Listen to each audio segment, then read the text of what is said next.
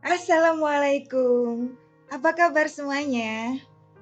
Masih tetap asik kan? Masih tetap semangat diem di rumahnya kan? Meskipun dalam hati udah pengen ke sekolah, tapi diem di rumah itu lebih baik untuk saat ini. Ketemu lagi guys, bareng saya, Reni Purwanti MSI, di mata pelajaran, tebak ayo. Iya, benar. Mata pelajaran sejarah peminatan. Bukan bahasa Indonesia ya. Oke.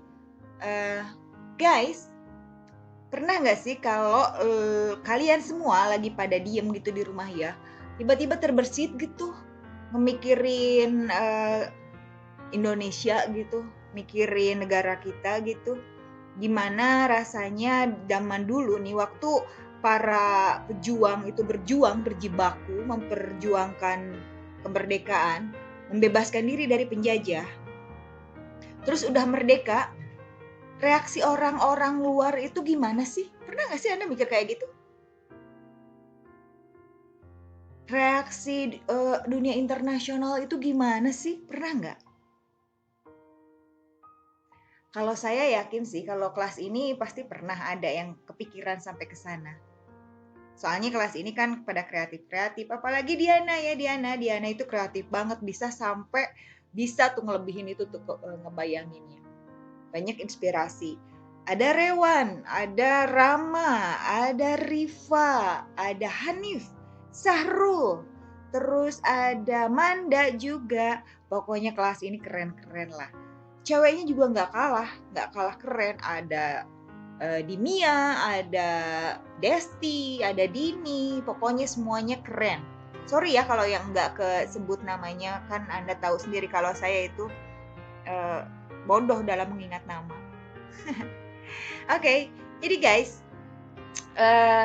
pembelajaran kita saat ini, kita ini mau ngebahas tentang reaksi dunia internasional terhadap proklamasi kemerdekaan Republik Indonesia. Oke, gimana sih reaksi mereka terhadap proklamasi kemerdekaan Indonesia? Setelah Indonesia merdeka itu gimana? Coba, ada yang tahu nggak gimana reaksinya?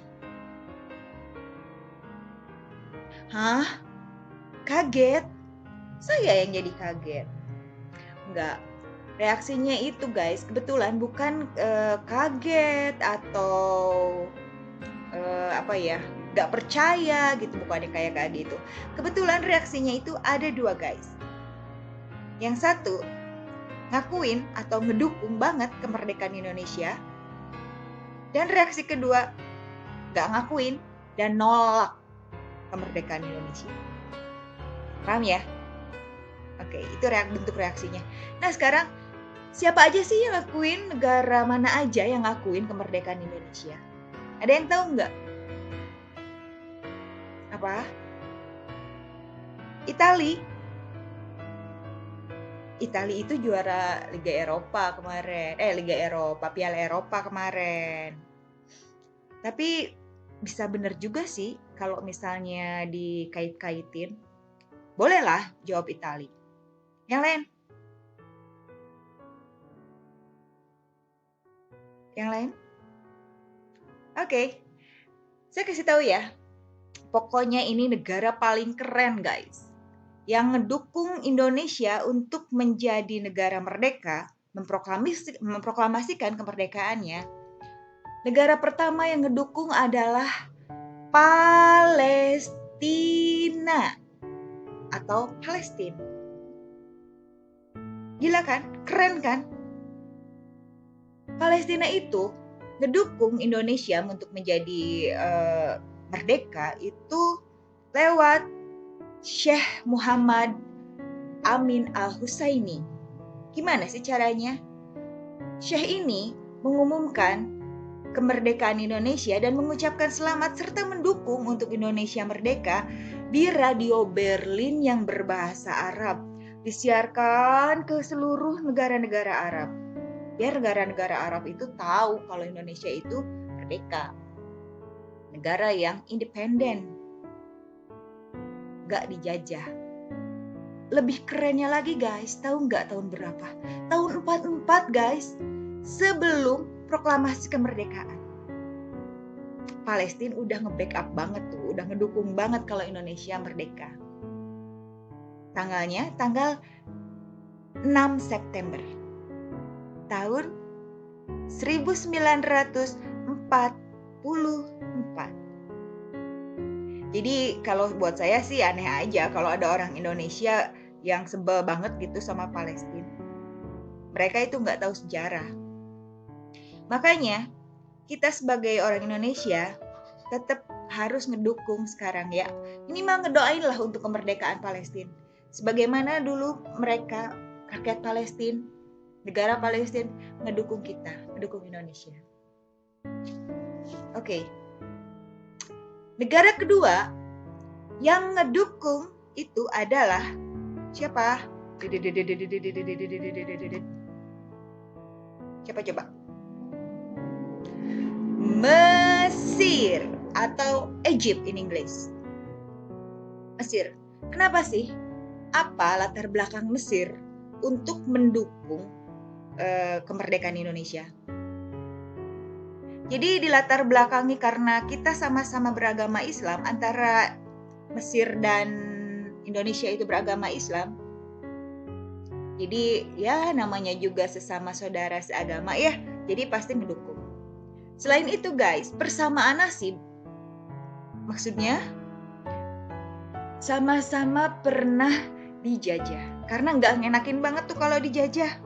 Makanya didukung buat merdeka. Dan yang ketiga guys, alasannya itu karena Mesir,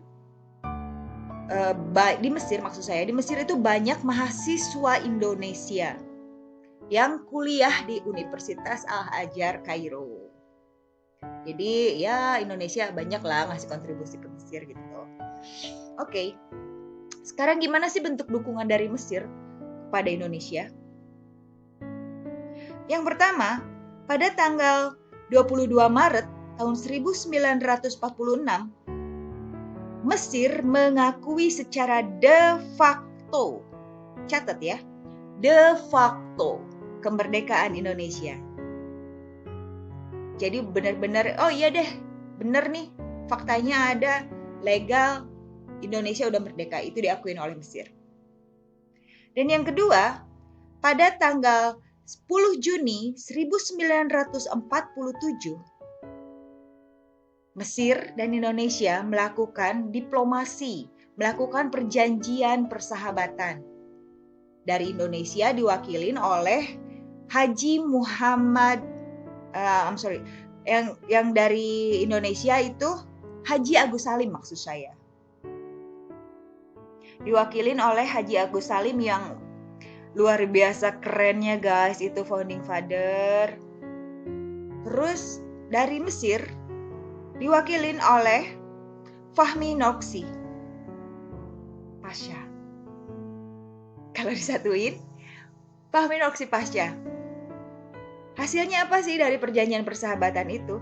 Hasilnya adalah Indonesia membangun kedutaan besar di sana. Jadi di Mesir ada KBRI pada tanggal 10 Juni 1947. Itu bentuk pengakuan secara de jure.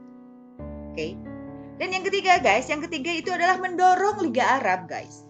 Bukan Liga Arab dalam artian sepak bola ya, tapi Liga Arab, negara-negara Arab untuk mengakui kemerdekaan Indonesia. Yang keempat adalah mengusir atau memboikot buruh-buruh yang ada di Pelabuhan Said atau di terusan Suez yang dari orang-orang Belanda gitu ya, pada diusir, pada diboikot. Kapal Belanda juga nggak boleh lewat tuh ke terusan Suez. Keren nggak Mesir? Keren kan? Yang lebih keren lagi guys, Mesir memutuskan hubungan diplomasi dengan Belanda sebagai bukti dukungan terhadap Indonesia. Oke, jadi wow banget kan? Oke, dan negara yang ketiga adalah ya, negara India. Yeay! Kenapa sih India ngedukung gitu? Punya apa sih Indonesia kok didukung sama India? Apa karena Amitabh Bachchan-nya sering manggung di di Indonesia gitu? Atau sering diputar filmnya di Indonesia gitu? Enggak, guys. Jadi, India itu melakukan Indonesia itu melakukan diplomasi beras, guys. Maksudnya gimana sih diplomasi beras? Jadi Indonesia itu mengirim 500.000 ton beras ke India. Karena di India itu lagi darurat pangan akibat penjajahan Inggris. Jadi Inggris juga sebetulnya nyengsarain juga sih sebetulnya, cuma kitanya aja nggak tahu. Gitu. Jadi karena berasa hutang budi, makanya India itu ngedukung kemerdekaan Indonesia.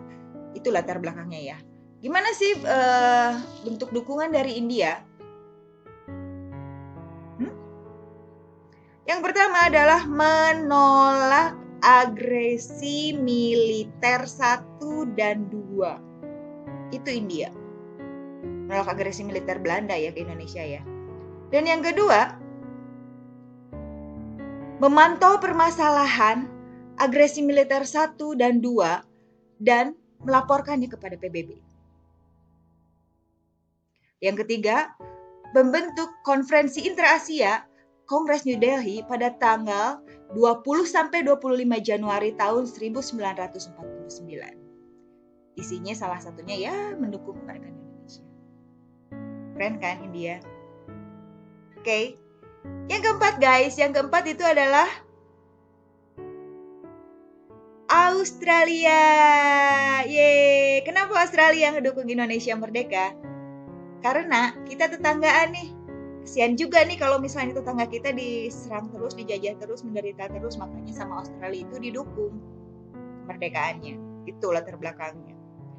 Terus pada tahun 1945 juga Australia itu lagi dikuasain oleh partai buruh. Jadi ya bisa ngerasain lah ya gimana gitu. Ya partai wong cilik lah kalau di Indonesia mana namanya.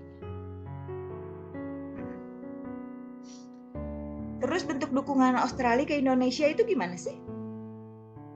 Yang pertama, tanggal 23 September tahun 1945. Ada peristiwa Black Armada. Apa sih Black Armada itu? Black Armada itu memblokade kapal Belanda yang ada di Australia. Jadi orang Belanda atau kapal Belanda itu gak bisa tuh masuk ke Australia atau diam di Australia itu gak bisa. Keren kan? Dan yang kedua, mengecam juga agresi militer 1 dan 2. Yang ketiga, Australia memfasilitasi pemulangan tawanan perang. Jadi orang Indonesia yang ditawan perang oleh Belanda, sekitar 1.400 orang itu difasilitasi oleh Australia untuk pulang di Indonesia. Yang keempat, menjadi wakil Indonesia dalam KTN. Apa sih KTN? KTN itu Komisi 3 Negara.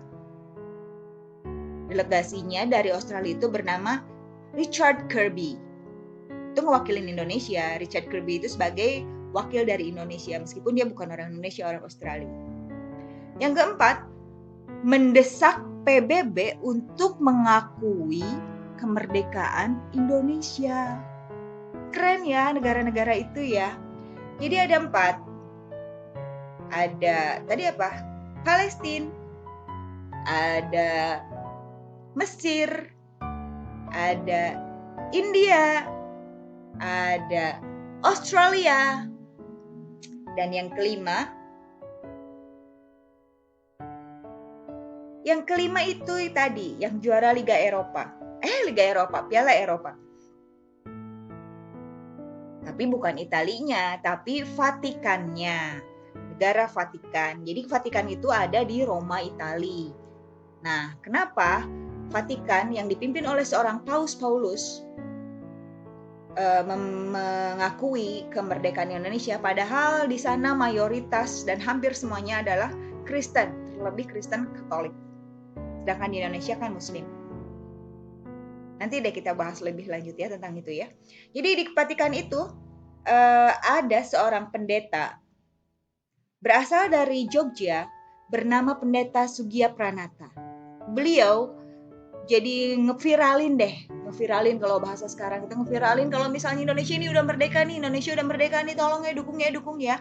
Makanya itu Vatikan yang punya pengaruh besar ke negara sekutu dan sekutu Inggris juga ada Amerika ngasih tahu, ngakuin tuh, oke deh sekarang Indonesia udah merdeka dan lu jangan pada